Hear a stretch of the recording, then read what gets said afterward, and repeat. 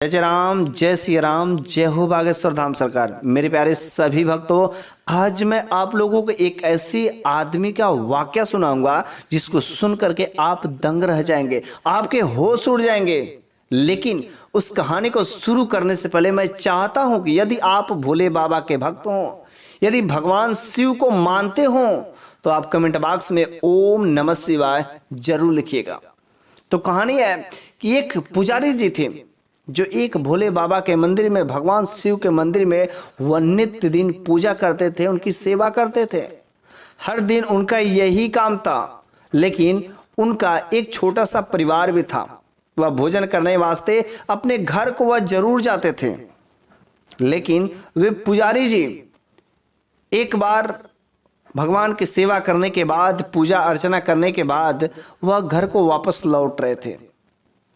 लेकिन अचानक उनकी नजर एक पेड़ के नीचे एक ऐसे आदमी पर पड़ी जिसकी हालत बहुत ही खराब थी। वह बहुत ही दीन स्थिति में दिख रहा था। वह कुछ ऐसा दुआएं कर रहा था। लेकिन जब वह पुजारी जी उनके पास पहुंचते हैं तो वह एक फकीर रहता है। वह फकीर अपने उस अल्लाह को याद कर रहा था, दुआएं कुछ कर रहा था, कुछ बड़बड़ा रहा था। लेकिन वह पुजारी जी वहां पर खड़ा होकर के देख रहे थे। लेकिन उसका हालत कुछ ऐसी बहुत ही खराब था कि उसके गले में एक कमंडल लटका हुआ था और उस कमंडल में पानी भरा हुआ था और उस पानी में उसके दोनों हाथ डुबोए हुए थे। वह ऐसा अजीब इंसान को देख करके, आखिर वो गले में कमंडल क्यों लटकाया है, क्यों हाथ अपना उस कमंडल में डाला हुआ है, बाहर नहीं निकाला। काफी समय तक देखा, वो दुआएं जरूर मांग रहा था लेकिन हाथ बाहर नहीं निकाला था। इस चीज को देखने के लिए वह पुजारी जी उस पेड़ के नीचे उस फकीर के पास पहुंचते हैं और उससे जब वो दुआएं कर लेता है तो उसकी आंख जब खुलती है तो सामने देखता है कि एक पुजारी सामने खड़ा है। और पुजारी जी पूछ लेते हैं कि आखिर तुम यहाँ पर ऐसे स्थिति में क्यों पड़े हुए हो, तुम्हारी ऐसी स्थिति कैसे हुई, और जो तुम गले में कमंडल लटकाए हो उस कमंडल में हाथ क्यों डाले हुए हो। वह फकीर कहता है, पुजारी जी शायद आप इस घटना को नहीं जानते, ये घटना मेरे साथ बहुत ही बुरा हुआ है।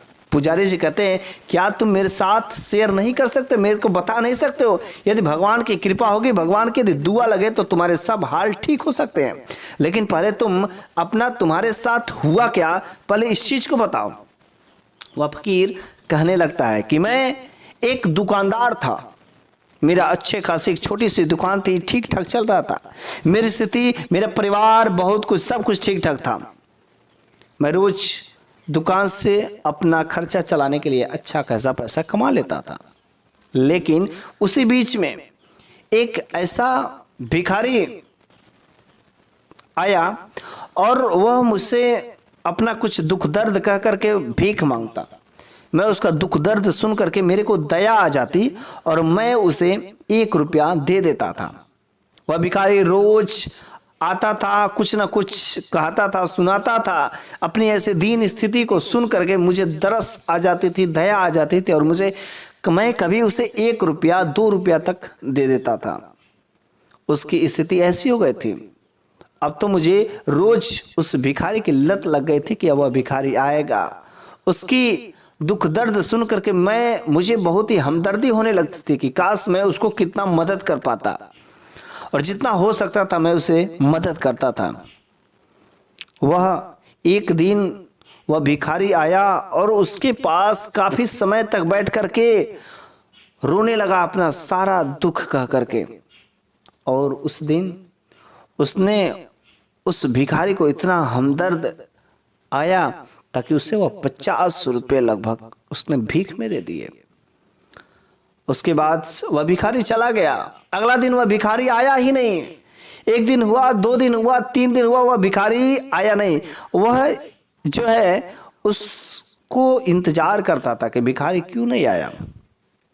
रोज वह दुकानदार उस भिखारी का इंतजार करता, लेकिन वह तो भिखारी अब आ ही नहीं रहा था। उससे बड़ा चिंता होने लगी, शायद उसकी स्थिति खराब हो गई हो, उसकी हालत खराब हो गई, बीमार पड़ गया हो, एक बार मेरे को मिलना चाहिए उस भिखारी से। तो उस आदमी ने कहा कि मैं उस भिखारी का घर तो नहीं जानता था, लेकिन ये पता था कि किस एरिया में रहता है। मैं उस भिखारी की स्थिति जानने के लिए उसके एरिया में ढूंढने चला गया। बाद में पता चलता है कि उसका घर उस स्थिति में है, और वहां पर मैं गया तो वहां पर काफी चिथड़े फटे पुराने कपड़े इधर उधर बिखरे होते, उसकी स्थिति बहुत ही दयनीय दिख रही थी। मैंने देखा कि एक चारपाई पर एक पेड़ के नीचे वह लेटा हुआ और उसकी स्थिति बहुत ही खराब थी, वह बहुत ही बीमार था। और जैसे ही यह आदमी या फकीर उसके सामने पहुंचता है, वह देख करके अचंभित हो जाता है वह भिखारी कि तो आदमी वहीं पर है जिससे मैं अपनी कहानियां सुना करके पैसे लेता था, भीख मांगता था। वह भिखारी उस बीमार स्थिति में उससे कहता है कि देखो भाई, मैंने तुमसे बहुत बड़ा झूठ बोला है, बहुत बड़ी मुझसे गलती हो, मुझे माफ कर दो। उसने कहा अरे भाई तुम माफी क्यों मांग रहे हो, तुमने गलती क्या किया है? वह भिखारी कहता है कि मैं तुमसे बहुत बड़ा झूठ बोला है, मैं तुमसे भीख के जो पैसे मांगते थे, मैं जो कहानियां सुनाता था, उस सब हमारी मनगढ़ंत बातें थी। वास्तव में मेरे साथ कहीं ऐसा कुछ नहीं रहता था, बस मेरा भीख मांगते मांगते आदत पड़ चुकी थी। मेरे परिवार भी है, मेरे शादी भी हुई है, 2 बच्चे भी हैं, और अब दोनों के दोनों बच्चे की नौकरी भी लग गई है, परिवार लेकर के शहर में रहने लगे हैं। लेकिन जो मेरी आदत थी भीख मांगने की, मेरे को पैसों की लालच थी। मेरी पत्नी कहती थी कि भीख मत मांगो, मेरे बेटे भी मना करते थे भिक्षाटन का काम बंद कर दो, लेकिन मैं पैसों का लालच, बिना मेहनत का कमाया हुआ पैसा मिलता था, इस वजह से मैं पैसों का बहुत अधिक लालचा था और अधिकतर बहुत सारी चीजें झूठ बोल करके मैं भीख मांगता था। लेकिन आज मैं तुमको पहली बार अपना हकीकत बता रहा हूं, मैं पैसे के लिए अपने परिवार को छोड़ दिया। मेरी बीबी ने, मेरे बच्चों ने मेरे को लात मार दिया, घर से बाहर निकाल दिया, लेकिन मैं अपना हरकत नहीं छोड़ा। और इस वीरान जगह पर मैं यहाँ पर आकर के इस पेड़ के छांव में छोटी सी कुटिया बना करके भीख मांगता और यहीं पर आता। मैं भीख मांग करके बहुत पैसे इकट्ठे किए, लेकिन कभी सही से खाना नहीं खाया, अच्छे वस्त्र नहीं पहने, मैंने ऐशो आराम की जिंदगी क्या होती है नहीं जाना। बस पैसों के लालच से मेरे को इतना थी, इस वजह से मैं मनगढ़ंत जो कहानी मैं सुना करके आपसे भीख मांगता रहा, मुझे माफ कर दो।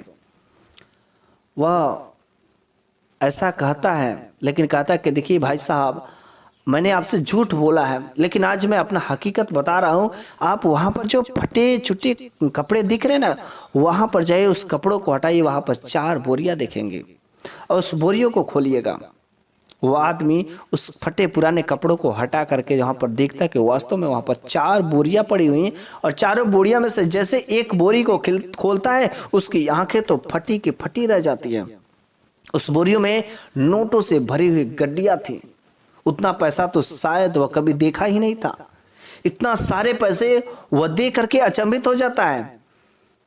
वह भिखारी उस व्यक्ति से कहता है कि देखो, ऐसे ही चारों के चारों बोरियां भरी हुई हैं पैसे से, मुझे पैसे की कोई जरूरत नहीं, लेकिन पैसों का लालच बहुत था।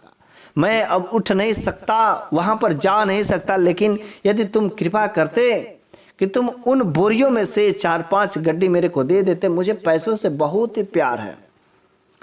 और वह शख्स ले जा करके 4-5 गड्डियां उसको देखता है, वह पैसों को चूमने लगता है, अपने सीने से लगाने लगता है, कहता कि मैंने तेरे लिए क्या नहीं किया, परिवार को छोड़ दिया, बीबी बच्चे को छोड़ दिया, घर छोड़ दिया, छोटी सी कुटिया बनाया, कितना झूठ बोला, मैं तुझसे बहुत प्यार करता हूं। इतना उसको पैसे से प्यार था।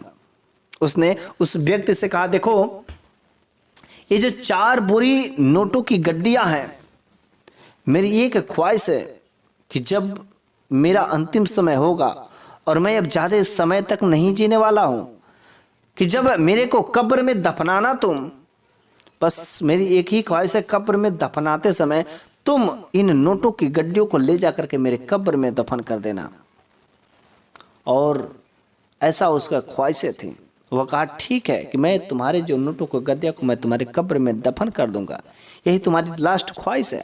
और कुछ ही समय बाद वहां पर वह बैठा बैठा रहता, अचानक उसकी सांस अटकती है और नोटों की गड्डियां वह लिए ही उसकी आत्मा निकल जाती है और वहीं पर वह मृत्यु हो जाता है। उसके बाद उसकी बॉडी को ले जाकर के लोग जो है दफन कर देते हैं। दफन करने के बाद वह कुछ देर बाद यह जा करके उन चारों की चारों जो नोटों की गड्डियों का बोरे थे उस कब्र में भी दफन कर देता है चुपके से, ताकि कोई जाने नहीं तो कोई निकाल लेगा। 2-4 दिन बीत जाते हैं, वो अपने घर को चला जाता है, दुकानदारी चलाने लगता है। लेकिन उसके मन में लालच आ जाता है कि आखिर वह तो इंसान मर गया है, अब वह पैसों को करेगा क्या। हालांकि कि मेरे को ही बस पता है कि उस कब्र में मैंने ही बस पैसा जो दफन किया बस मेरे को पता है, क्यों ना उस सारे पैसे को लेकर के मैं मालदार बन जाऊंगा, खूब ज्यादा मैं धनी आदमी बन जाऊंगा। ऐसा उसके मन में लालच आ जाता है और अपने लालच को कंट्रोल नहीं कर पाता है। शाम का समय रहता है, वह कुदाल लेकर के फावड़ा लेकर के चलता है कब्र को खोदने और वहां से उस ढेर सारे पैसे को निकालने। और वह कुदाल लेकर के शमशान घाट पर शाम के समय में उस वीरान जगह पर जाता है और वह कब्र को खोदना शुरू कर देता है। कब्र को खोदने के बाद वह हाथ डालता है, अपने दोनों के दोनों हाथों से उस नोटों की गड्डियों को उठाने का कोशिश करता है। लेकिन जैसे ही वह जमीन में अपने दोनों हाथों को घुसेड़ता है, डालता है, अचानक वहां से कुछ अजीबो गरीब कुत्तों की आवाज, अनेक प्रकार के जानवरों की आवाज आने लगती है और उसके हाथ में बहुत जोरदार जलन होने लगता है। ऐसा लगता है कि जो कुत्तों की आवाज आ रही थी, खतरनाक कुत्ते, खतरनाक जानवरों की आवाज आ रही थी, वह किसी ने काट लिया है और जोरदार जलन हो रही थी।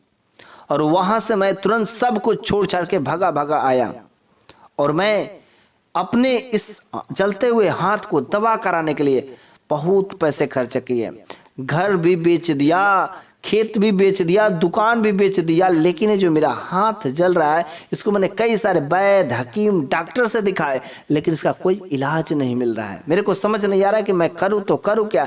मैं एकदम भिखार हो गया हूं और मेरी स्थिति ऐसी हो गई है कि हाथों में इतना जलन हो रहा है कि कुछ समझ नहीं आ रहा है। लेकिन जब मैं इन जलता हुआ हाथों को, जो हाथों में जलन होती है, जब मैं पानी में डालता हूं तो कुछ शांत रहता है। इस वजह से मैं अपने गले में कमंडल लटकाकर उसमें पानी भरकर हाथों में, जो हाथों का जलन शांत करने के लिए मैं हमेशा ऐसा किया रहता हूं। क्योंकि मैंने लालच किया था और लालच का फल हमको पता था कि बहुत बुरा होता है। उन नोटों के चक्कर में, उन पैसों के चक्कर में आज मेरी जिंदगी तबाह हो गई। और मैं हमेशा सभी लोगों से कहना चाहता हूं कि कभी भी लालच के चक्कर में मत पड़ना, उन पैसों के चक्कर में मत पड़ना। लालच बहुत ही बुरा होती है। इन सब चीजों को जानते हुए भी मैंने ऐसा काम किया था और आज मेरे साथ ऐसा हुआ। उस पुजारी ने कहा, देखो फकीर, मैं यदि तुमको एक राय दूं तो शायद तुम मानोगे। कह रहा कि जैसा भी, कुछ भी मेरे को करना पड़े, यदि मेरे हाथ ठीक हो जाए तो मैं अपने मजहब को भी छोड़ दूंगा। वो कहता है कि देखो, सामने एक भोले बाबा का मंदिर है, भगवान शिव का मंदिर है। यदि तुम उस मंदिर का रह करके उनकी पूजा, उपासना, आराधना करने लगे, उन पर जल अर्पित करो तो शायद यदि उनकी कृपा बरस जाएगी तो तुम्हारे हाथ ठीक हो जाएंगे। ऐसा उस बाबा ने उसको राय दिया। कहा कि हर सोमवार को तुम चाहे तो व्रत भी रख सकते हो उनको खुश करने के लिए।